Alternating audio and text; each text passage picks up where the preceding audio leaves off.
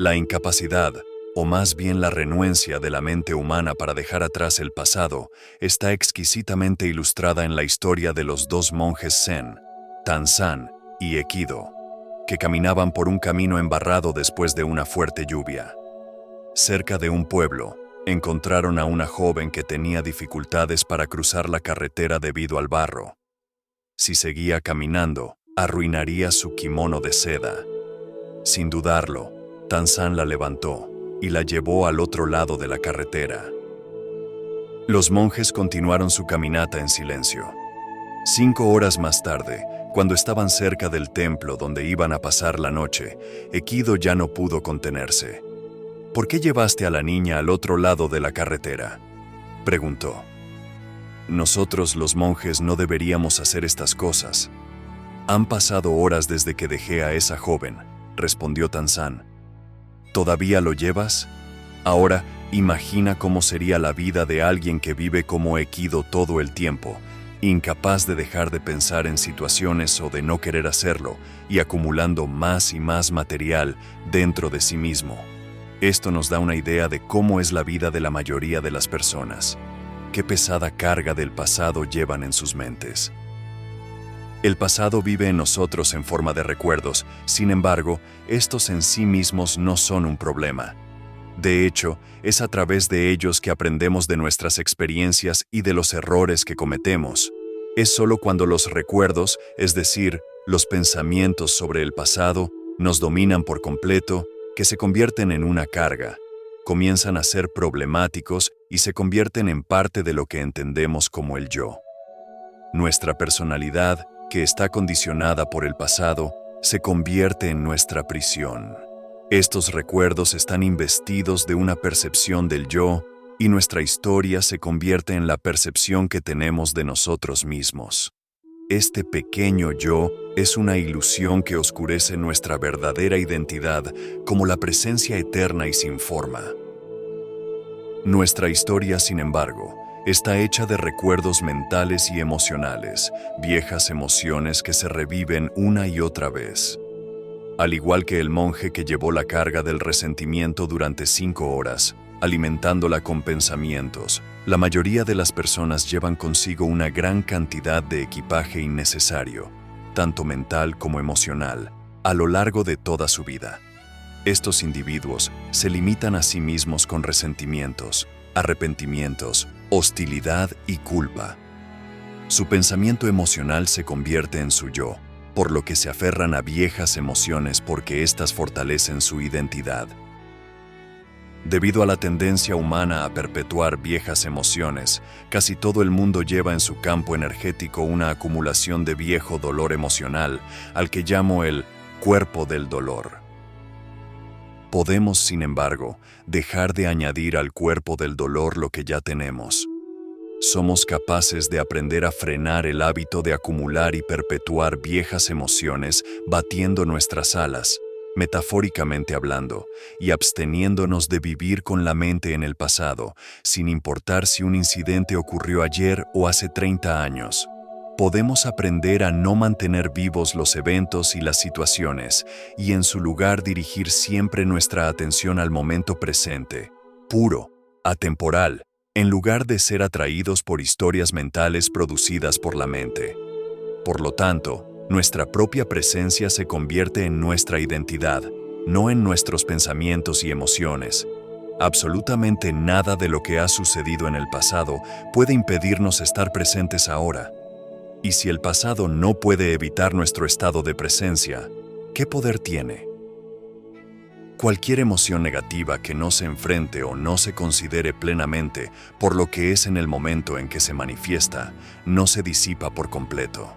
Deja tras de sí un rastro persistente de dolor. Para los niños en particular, las emociones negativas muy fuertes son tan insoportables que no pueden hacerles frente, por lo que tienden a evitarlas. En ausencia de un adulto consciente que lo guíe amorosa y sensiblemente para tratar directamente con este tipo de emoción, la decisión de no sentirla es en realidad la única opción del niño en ese momento. Desafortunadamente, en general, este mecanismo de defensa básico permanece vigente hasta bien entrada la edad adulta. La emoción sobrevive sin que la persona se dé cuenta y se manifieste de manera indirecta, por ejemplo, como ansiedad, ira, arrebatos violentos, mal humor o incluso como una enfermedad. En algunos casos, interfiere con todas las relaciones íntimas e incluso puede sabotearlas. La mayoría de los psicoterapeutas tienen pacientes que, al principio, afirman haber vivido una infancia feliz, pero con el tiempo resulta ser todo lo contrario. Si bien estos ejemplos pueden ser extremos, nadie pasa por la infancia sin experimentar algún tipo de angustia emocional. Incluso si nuestros padres vivieran conscientemente, habríamos sido criados en un mundo que en gran medida permanece inconsciente. Los restos de dolor que quedan con cada fuerte emoción negativa que no se enfrenta, se acepta y luego se abandona por completo, se unen para formar un campo de energía que vive en cada una de las células del cuerpo. Incluyen no solo los sufrimientos de la infancia, sino también las emociones dolorosas que se añaden a ellos más tarde, en la adolescencia y durante la edad adulta. Y estos dolores son creados en gran medida por la voz del ego. Es el sufrimiento emocional el que se convierte en nuestro compañero inevitable cuando un falso sentido del yo es la base de nuestra vida. Ese campo energético de emociones muy antiguas pero aún vivas que subsiste en casi todos los seres humanos es el cuerpo del dolor. El cuerpo del dolor, sin embargo, no es solo de naturaleza individual. También abarca el sufrimiento experimentado por un número incontable de personas a lo largo de la historia de la humanidad.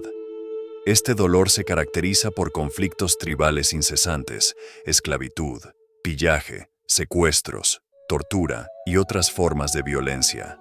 Ese sufrimiento sigue vivo en la psique colectiva y se incrementa cada día, como podemos ver cuando vemos las noticias o somos testigos de los conflictos en las relaciones entre las personas.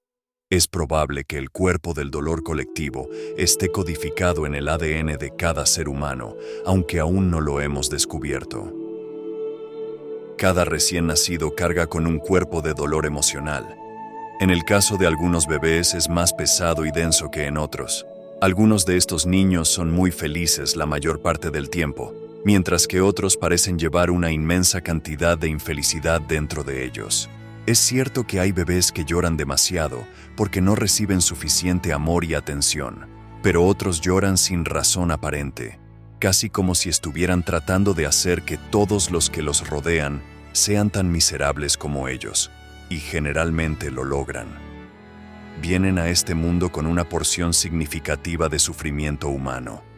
También hay recién nacidos que lloran con frecuencia porque sienten la emanación de las emociones negativas del padre o de la madre, y esto les causa sufrimiento y también hace que su cuerpo del dolor aumente al absorber la energía de los cuerpos del dolor de los padres.